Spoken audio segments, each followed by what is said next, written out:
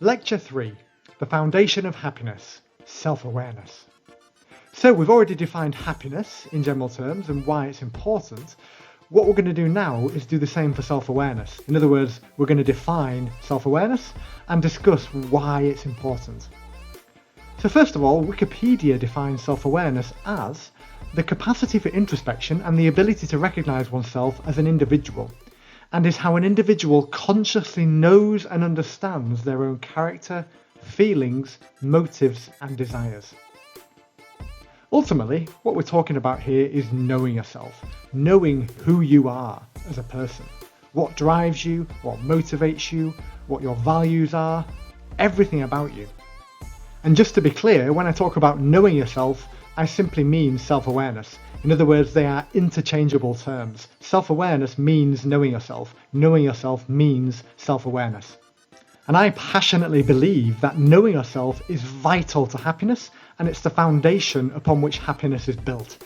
In other words, without knowing yourself, it's pretty much impossible to be happy. Every happy person in the world knows themselves. It's that simple. Now, don't get me wrong, there might be people who are very happy in the world, and if you walk up to them and ask, do you know yourself? They might go, what are you on about? Not really. But I can guarantee you that they do know themselves. It's just that it might be subconscious for some people. This is a quote from John C. Maxwell. I don't know much about him other than the fact that he's an American author and speaker, but this is a lovely little quote from him, which is, to grow yourself, you must first know yourself. And it's so true. It's another reason as to why knowing yourself is so important. In order to grow as a person, learn, develop and ultimately become very happy, you have to first know yourself. So the question now is, do you know yourself? Do you know who you really are?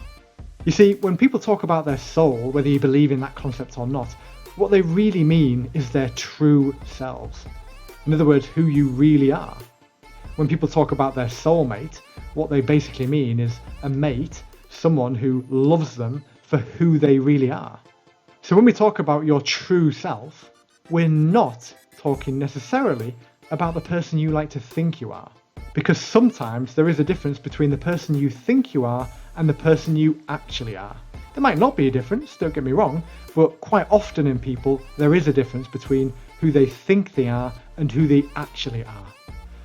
Similarly, when we talk about your true self, we're not talking about the person that you wish you were, because again, there can often be a difference between the person you wish you were and the person you actually are.